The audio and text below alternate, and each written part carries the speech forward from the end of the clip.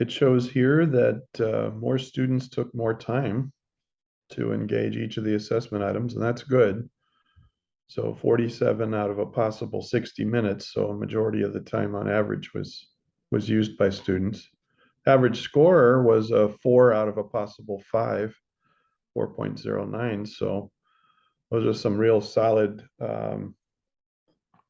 results for a first attempt of the Module 2 assessment. What I'd like to do is walk through a quick item analysis of the assessment items that pose the greatest challenge for students. So what we'll do is reverse this and start with the ones at the top that pose the greatest problem. The question reads, which OS uses the task control block, the equivalent of a process control block, to manage running processes? And the correct answer reads, all of these. It looks like every student answered Linux. I'm getting a very quick sense that maybe we need to take a closer look at this question. Is this incorrectly scored?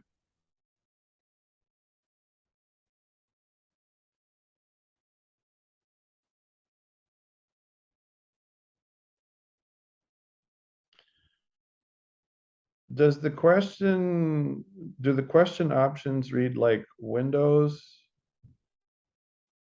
That we don't have Windows in the mix, right? So we have a Unix, and then we have Linux, and then Apple OS X, which is a Unix Linux variant. So do we state explicitly in our study guide whether or not TCB is exclusive to Linux?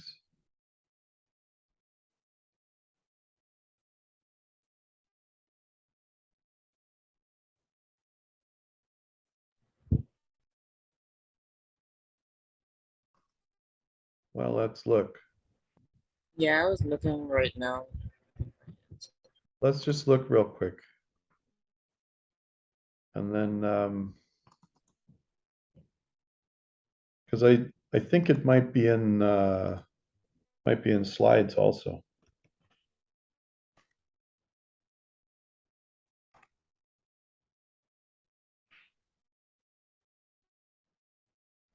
So that's slides 9 to 10. Process control block is called a TCB in Linux. Okay, so in slides 9 to 10,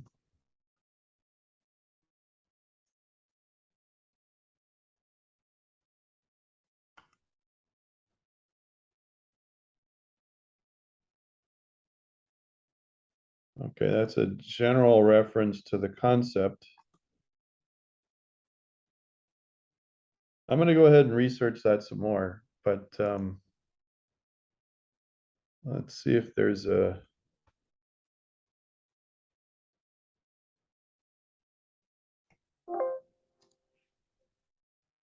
Okay, let's agree to do this. Unless I find otherwise, an explicit statement that it's exclusive only to Linux and not to the Apple OS X or Unix variants. We'll go ahead and leave this question as is. If I find something that could have been misleading about this one question, we'll change the scoring of the question, okay? But essentially, the task processes are called tasks in Linux, right? But that's something that's a legacy term that originates all the way back to the original Unix. And Apple, again, has elements of Unix and Linux embedded. So generically speaking, daemons, tasks, the whole key here was to focus on the difference in terminology. So we'll check on that. In the what all the study guide said was The process control block PCB is called a TCB task in Linux. Uh-huh. Right. That's all it said. Yeah. Yeah, that was the only reference to it in the study guide. Let's see if TCB is also a reference in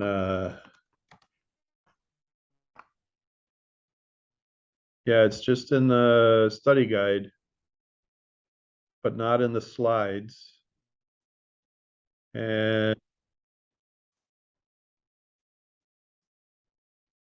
I'm curious.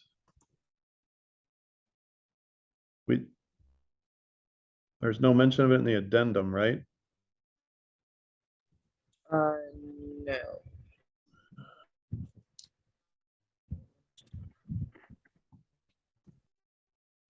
Oh, shoot. Might need another cup of coffee. Okay. All right. So let's do this. I'm going to go ahead and rescore this, and then we'll regenerate. Okay. And I'm going to revise. I'm going to revise my study guide. So instead of being revision 1, I'll post a revision 1A, and then revise this statement so that it reads that remember tasks are the reference term for process in Unix and Linux variants generically, right? So I'll restate this more broadly and we'll put 1A, okay? So the deal is I'm going to score this differently so you don't lose credit, but on the retake, there's going to be a revision of this study guide to be more inclusive, okay? Is everybody on the same page? Yeah. Okay, good. Thank you for your patience while we sorted that out. Let me go ahead and take care of that right now. So you can see from what we just did to adjust that, okay, the average score improved, was higher. Just remember on the retake, the expected answer will be a little different. So generically, we want you to think of Unix and Linux variants, tasks and process control blocks, conceptually, task control blocks. Now let's look at the next question that posed a challenge for most students. Which of the following scheduling algorithms must be non-preemptive? So the term non-preemptive would mean, okay, you're not dealing with any priority. When you have a preemptive algorithm, there is some sense of what tasks are more important than others, right? So another way to think about that is you have other criteria. Oh, we're going to do the shortest ones first. That would be a preemptive kind of algorithm because we're going to take the shortest ones first. The round robin, that would be a random kind of prioritization. And then, of course, you have these other ones that are generically stated as priority algorithms. First come, first serve, I guess conceptually is considered to be a non-preemptive scheduling algorithm compared to others where there's some rubric that identifies certain processes as more important. So it just happens to be the one that started first. So any questions about this item?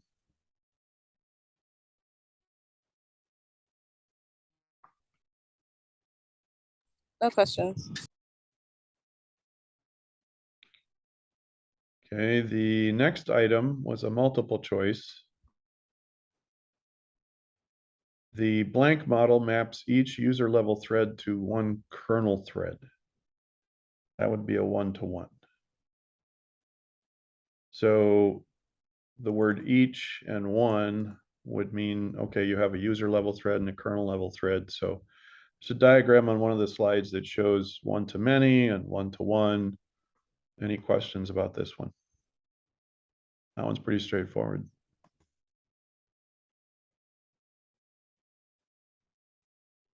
Okay, a multiple answer question, which posed a challenge for students, reads, among legacy and common operating systems, which use message passing as a primary method for inter-process communication?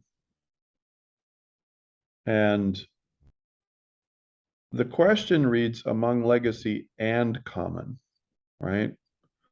So message passing first appeared in the Mach OS, which is a legacy operating system that really isn't in prevalent use nowadays. So that's the legacy piece. But then common operating systems today that use it would be Linux and Apple OS X, right? So each of those would apply. What are we using in Microsoft Windows for IPC? Anyone?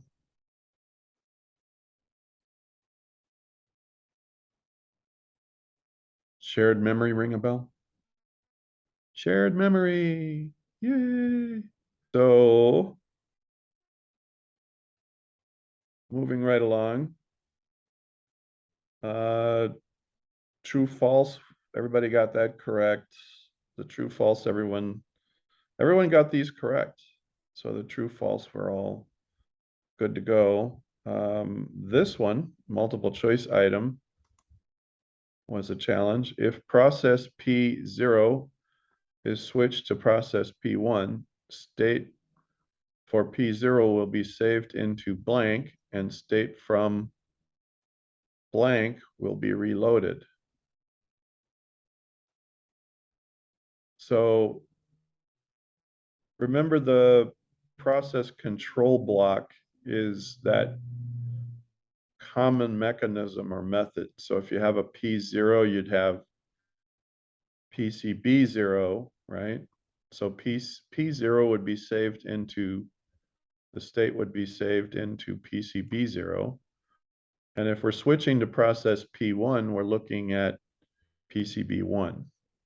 Does everybody see the one-to-one correlation between process 0 and process control block 0? So if you associate the process control block with a given process, each process has a process control block. And there's this correlation between the two in terms of how they're numbered. Does that make sense? Yeah, that makes sense. Yeah. Okay. So next round, maybe everyone will get that one correct. Let's look at the last four very quickly. So these were near flawless. Let's look at multi-answer at the end here and the other true false. So we'll jump back to these. These were multiple choice and true false that were nearly correct. But this one, actually this one and this one, these two multi-answers were an issue. A thread component in Windows is known as the eThread. What important criteria can be found in the eThread? Choose the items that apply. The parent process pointer and the kthread pointer.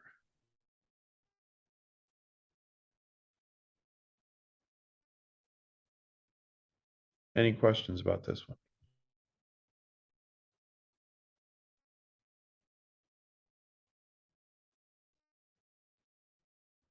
Okay. And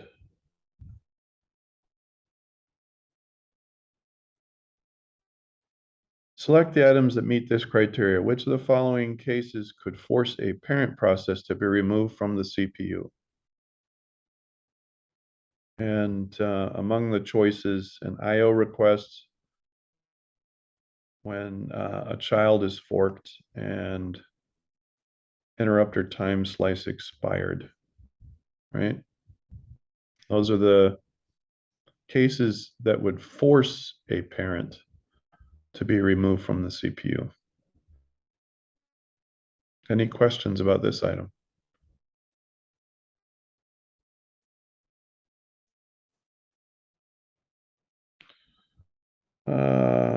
Let's look at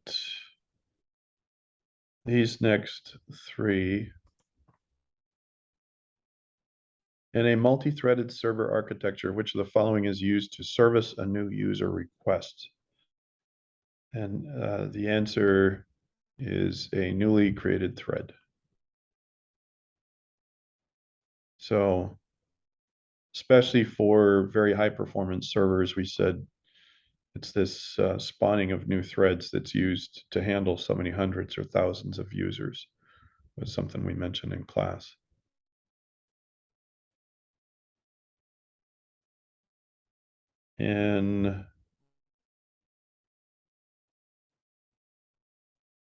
In this question, which of the following items are shared across multiple threads belonging to the same process?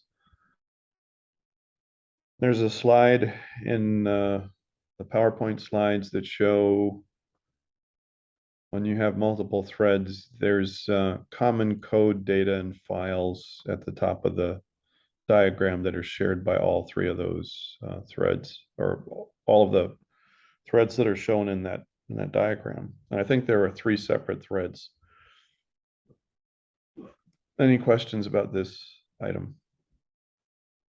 So registers and stacks would be unique to each thread, but not shared by each thread. And the last item that posed a challenge for some of our students, the completely fair scheduler is the default scheduler for Linux systems.